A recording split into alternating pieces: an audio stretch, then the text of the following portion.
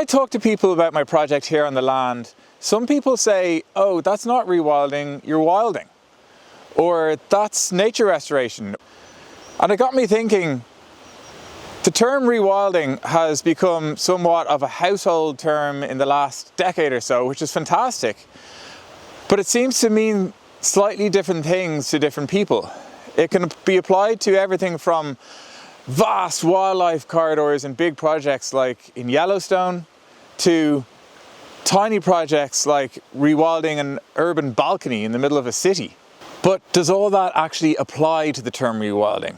Am I even rewilding my land if I'm doing a lot of the hard work first and letting nature take over, but managing it all along the way? But perhaps most importantly, does it even matter? If rewilding is the term that has gotten the loss of biodiversity into public awareness around the world in recent times, then that's a good thing. I mean, after all, it's not the label that matters, but what you're actually doing, right? So in this episode, I want to explore what rewilding means today, if it differs from nature restoration, and why it has grasped public consciousness so well.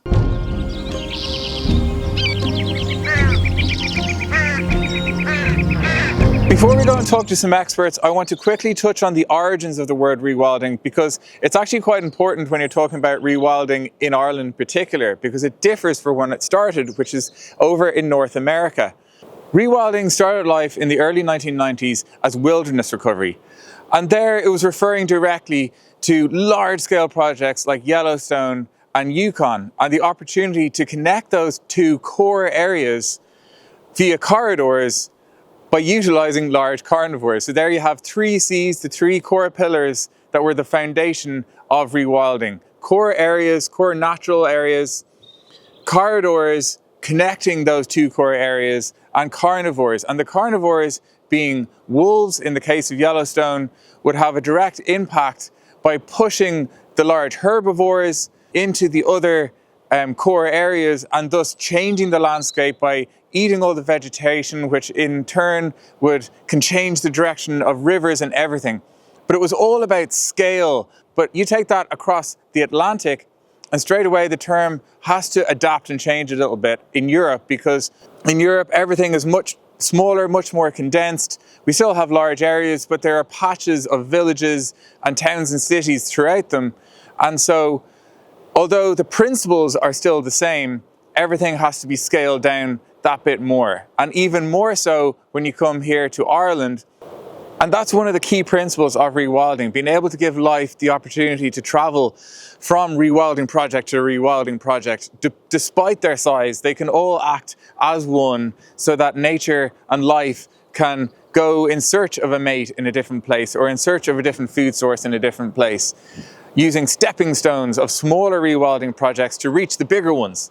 So I thought it was important to touch on that before we go and talk to our speakers. Well, I'm really excited to introduce you to the first of 2 fantastic speakers that I've got on the show for you today. The first is well-known Irish ecologist and author Richard Nairn. And Richard has written many books around Irish nature and Irish ecology over the years, but his most recent, which came out at the end of last year, and I'll put a link to it in the description below, I highly recommend it. It's called Future Wild. And it focuses on Irish nature restoration, which is exactly what we're talking about today. So again, I'll put a link to it in the description below, but let's go and talk to Richard himself and find out what he thinks about nature restoration and rewilding. Richard, thank you so much for talking to us. I really appreciate it. It's very exciting to talk to you. And I have to say, I've recently read Future Wild, your most recent book, and I really enjoyed it. And in it, you mentioned the distinction between nature restoration and rewilding. Could you expand on that a little bit for us? Sure. I mean, most people consider the 2 things to be more or less interchangeable. They can be at times, and many rewilding projects are really restoration work. Yeah. And, the rationale behind it is that, we've destroyed so much of nature that the only way really to do anything in terms of protecting it is to work at restoring. And this is why I tend to use the term restoration. Rewilding it's also a term that it's exciting for some people. It's kind of trendy now, actually.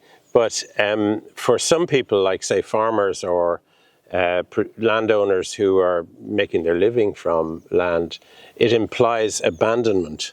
And that's one of the reasons why I tend to avoid the use of it. We're not talking about abandonment, we're talking about change of land use or even adaptation of land use. It might continue to be farmed, but farmed in a different way. And a way which helps biodiversity and helps it move in the right direction. We're actually standing in front of perhaps an example of rewilding right here. So could you talk to us a little bit about what you have here? It looks like a wonderful native tree plantation. That's correct, and this is about 8 years old and it has grown incredibly fast. But that illustrates the point that, you know, when we bought this land and we wanted to restore nature on it, it was heavily grazed by sheep and by horses, and it was basically just a carpet of grass and nothing else. We could have just abandoned the field and just watched what happened. And what would have happened would be that the scrub would come in from the surrounding hedges over a period of years, and then trees would begin to germinate, tree seedlings through the scrub, and that would come up. But we could be waiting 50 years before we'd see any real kind of biodiversity sort of benefit. Restoration involves a lot of work. It's not just standing back and letting nature do its thing. Although what we've done here, for example, is we've fenced the whole thing against deer, because there are deer in the area, and if we'd just planted trees there, the deer would have eaten most of them. And it would have been a complete waste of time. So you need to be relatively hands-on and give nature that helping hand, and not necessarily just, it's not about just letting it go, but it is about perhaps letting nature lead the way. Absolutely. And helping it along.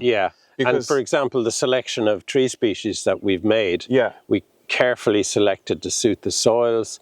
Where the soils were wetter, we used alder and birch, and where the soils are drier, we used hazel and oak, for example, and Scots pine and species like that. And so we're directing it in a certain way, but ultimately nature will decide. Some of those species may not do very well, others will do extremely well. So we're giving the options, if you like. You need that as well, right? Because if you plant trees that are all of a similar age, you don't get that organic, natural complexity and mess, so to speak. That nature is messy. Nature is messy. Like you want one or two of them to die, perhaps, and open up more light to allow other and create deadwood habitats, which are very important in a woodland. So the ecology is changing all the time. It's dynamic. And that's something that we need to take into account in restoration. We're not trying to create a fixed situation. We're trying to push nature into a more diverse channel, if you like, or diverse direction, so that it expands the biodiversity. The term rewilding, anyway, is used quite regularly now in a way that people use it for smaller projects like their gardens, like even smaller balconies and windowsills, churchyards, whatever it may be. And on that kind of train of thought, perhaps it's really beneficial that it has come about when it has, to allow the general public and not just large landowners to be able to participate in the restoration of the biodiversity in Ireland.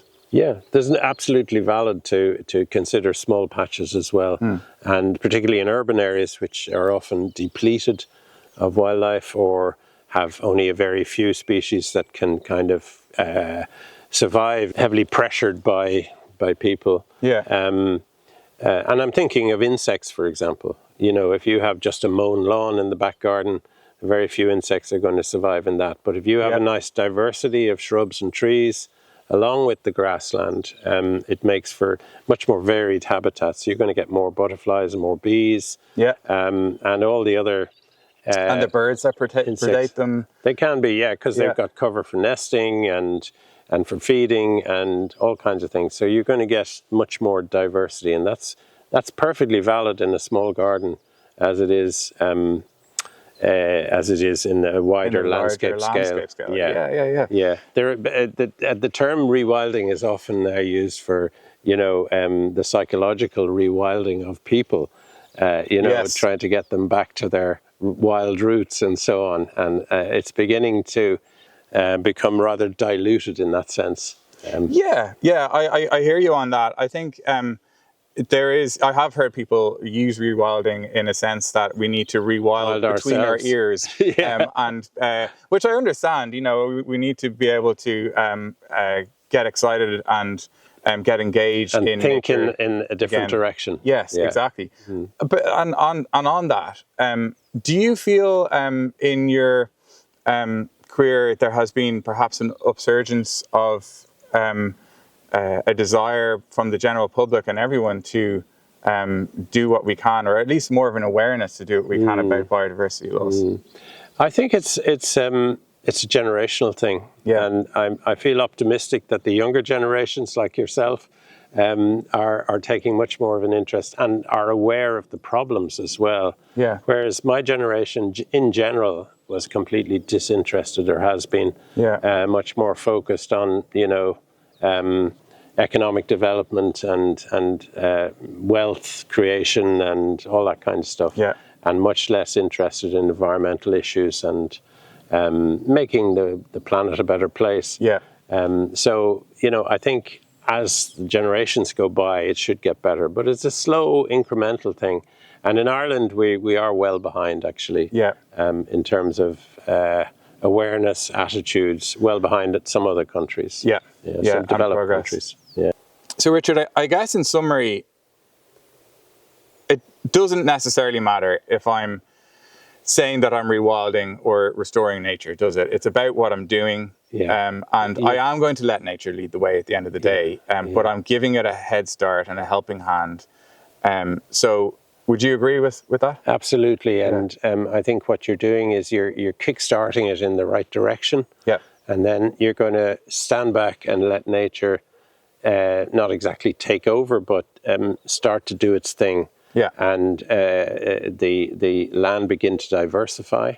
And you will get situations where you have to intervene and manage. I think that's where rewilding comes in. You have to be patient. You have to watch what's happening.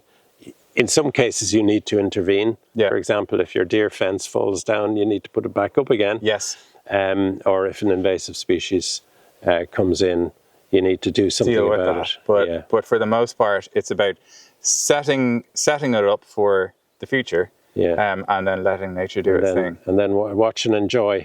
Huge thank you to Richard. And again, I highly recommend his book, Future Wild. There's a link down below where you can find it for yourself. But talking to Richard got me thinking, how are we doing in terms of rewilding in Ireland? And are we at the point where we can connect large-scale rewilding projects?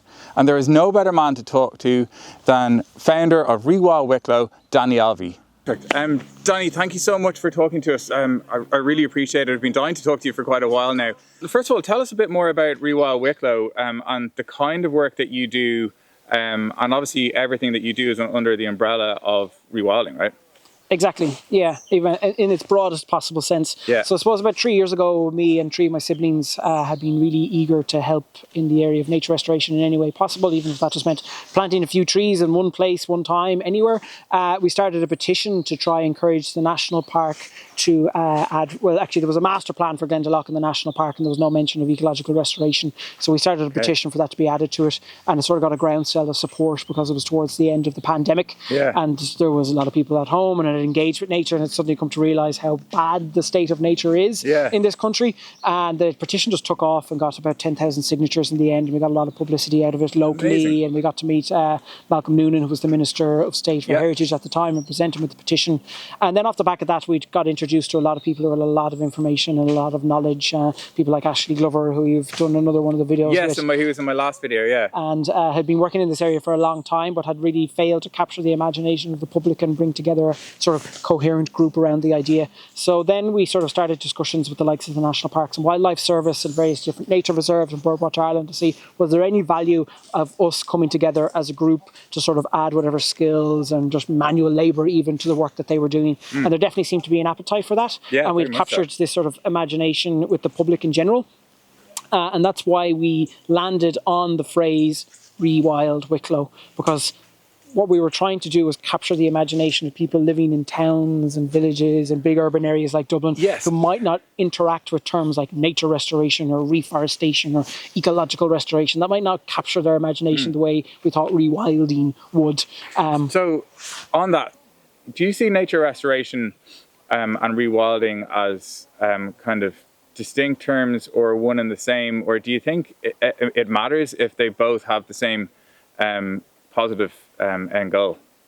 For me personally, especially here in Ireland, where we have to get involved in some sort of way to restore habitats. We can't really just put up fences and walk away because there's too many underlying issues that we need to address. For me, nature restoration and rewilding are synonymous. They're the same term. I suppose nature restoration sounds better to the scientific community, and when we're looking at it from that perspective, rewilding sounds better to the public when we're trying to engage people who might have very little information about nature, but that they can latch onto that and they can understand that very simply in terms of we're trying to take places that aren't wild and return them to being wild. Yeah. So do you think, nature restoration and rewilding, the word rewild is just a bit more condensed and accessible and immediately understandable than necessarily nature restoration, which is a bit more clunky? For example, if you had set up your charity, as Nature Restoration Wicklow, it just wouldn't have the same ring to it that Rewild Wicklow does, right? Yeah, absolutely. And I suppose that's my own background is in fundraising and marketing for non-profit organisations over the past 10 years. So that's sort of the skill set that I bring to the whole thing. So we were very conscious, even in the developing of our logo and so on and so forth, that we were branding it to capture the imagination of people that were outsiders to this whole thing, that people lived in cities, that we get about half of our volunteers come down from Dublin, and they come down to these places and they might not even be able to tell the names of the different trees and so on. So we were really trying to capture their imagination with that term. Exactly. But a lot of our internal documents and plans would say nature restoration when we're describing what we're doing. So rewilding then to you, if I'm to kind of surmise it, is you set up perhaps nature to then take over and lead the way.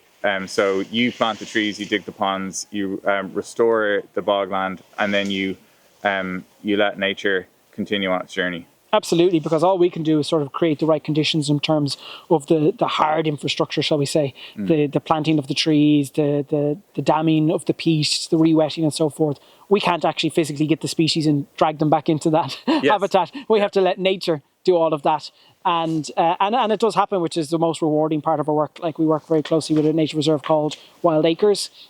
I have interviewed Wild Acres in another video. Brian and Julie were fantastic. Well, just there the other day, they sent a video of an otter. They've dug about 40 ponds close to the Red Cross River. And this bit by bit species have come back because of that. And there the other day, they had a video of an otter arriving into their pond and fishing and hanging around. So rewarding. That's incredible. And that's the ultimate aim. That's a top predator. Is to get to that goal. Coming back in to the system. When it comes to scale and rewilding, I know scale and time are kind of the two important elements. Right. So, but when it comes to scale, how do you deem people rewilding their gardens, their churchyard, schools, down to balconies and such? Does that still fit under the category for you? Yeah, absolutely. Anything that anybody is doing to try bring any amount of nature back into any habitat, it's technically rewilding. It might not be big and imaginative and the release of wolves, but even by just having a wildflower meadow in your back garden, all of a sudden butterflies come in, birds come in, all that sort of stuff. And I think it's really, really important that people see the value of it, because that's ultimately where decisions are made. They're made in the masses. You know what I mean? If everybody all of a sudden, the amount of people that have got in touch and supported what we were doing because they planted a few trees and they saw the birds come back and they're like, oh God, what more is to this? And then they researched and they found out about us. And it has a great ripple effect. We've got it, exactly, we've got a page on our website about how to rewild your garden, 10 tips for making it better for nature. That's not ultimately our long-term aim, because those little things are really more about catching people's imagination and looking beyond that as to what we really need to do, because what we need to do to rewild in Ireland is landscape level. We've got less than 1% national park. Connect them, right? Exactly. As much as possible. Yeah, and we've got less than 1% national park in Ireland, which is absolutely disgraceful. It is. Really, when we look at our colleagues in UK, 8% of the UK is national park, nearly 10% of France is national park, and less than 1% of the so-called Green Island is national park. That's the one thing that I constantly bang on about over and over again. We're not doing great from a governmental level down. We need to be doubling our national parks in the next 5 years. As a minimum. 5 years is short term, which is exactly why we need to be hands-on and planting and digging and doing those hands-on things, because if we do just give nature the time to do its own thing, it likely won't be quick enough to get where we want to go, I would say. How are your projects in more rural environments like this, where you're working larger scale? Are you at the point where you now have multiple large-scale projects that are starting to encroach on each other and create one much larger one? Yeah, absolutely. Like, that's the sort of aim that we set out to. We wanted to see the national park as the core of the county of Wicklow. We wanted to see that doubled in size to take in all of the various different glens and valleys that are up there in around the mountains. And from that then outwards, we wanted to see corridors running down to the coast and down through those valleys along riverways. We're working, for example, in the Gren Cree Valley towards the north of the mountains, where we have about 3 project sites, which are all quite closely located to one another. Right. And that now is starting to create somewhat of a corridor, which is really rewarding, because they'll have moved from one site. We can actually see the other across the valley, so we know that that's going to have great benefit for larger animals and birds of prey that move throughout that valley, that have multiple sites that they can find to roost and feed and so on and so forth. I'm working on my own rewilding project. I'm planting trees, digging ponds, and doing everything that I can as I learn along my journey. Am I rewilding? Is that what I'm doing? Absolutely. You're taking something that was once wild and you're returning it to that wild state. Yeah. By its most simplest definition, that's what rewilding means.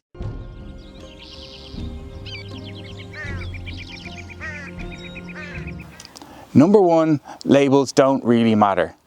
In my opinion, as long as you're being proactive and doing what you can to help nature, then what you call it doesn't really matter at the end of the day. But what I will say is that it's important to do your research first and understand that you're doing things correctly.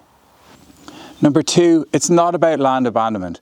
Yes, nature needs time to do its thing, but we also live in an era where we don't have the luxury of time as much anymore. And I believe the time of being an idle custodian of nature isn't sufficient anymore, and we need to be more proactive and take action where we can to give nature the best possible head start. We're setting it up for the future. Remove invasive species, protect it from deer, plant the right kind of trees, dig ponds, build microhabitats, whatever it may be, but we need to take action more, and then once it's set up, let nature do its thing and observe it, enjoy it. That's really important. Enjoy it, but also maintain it going forward into the future. Don't worry about trees falling over. That's completely natural, but do ensure that no more invasive species get in, that it's protected from deer well into the future, whatever the case may be for that specific site. But it's not just about locking up the field and walking away. Number 3, rewilding counts at any scale, whether it's your balcony, a portion of your garden, your whole garden, or a whole farm, or an urban park. It doesn't matter.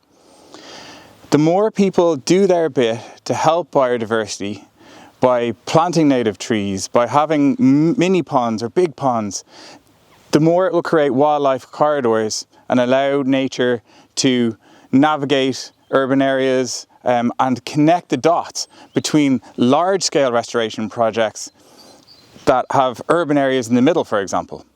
It's all about the collective effort, and that's why the smaller scale versions work just as much and are just as valid as the much larger scale versions. And finally, number 4, why has rewilding as a term been so successful versus nature restoration and other terms? Well, my background is in graphic design, advertising, communication, and I think it actually ties into that. Rewilding is such a neat little word that more or less explains what it does. And that kind of clever copywriting is exactly what nature needs right now, and it's so important.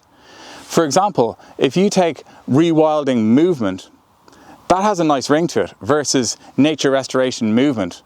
But more importantly, when you go to write it down, it's also much neater and explains itself much quicker on the cover of a book or the thumbnail of a documentary. And it has this wonderful ability to communicate exactly what it wants to say really quickly. And I think that that is almost more important than the pedantics of what the origins of the word are or what it specifically means, because people have shown that they understand it, and now is the time to jump on that and be able to leverage that and do what we can to help nature across the world. It's a really well-timed, really neat little word that is exactly what nature needs now. But let me know what you think in the comments below, and thank you as always so much for watching. Please hit subscribe, and I'll see you on the next Rewildlife.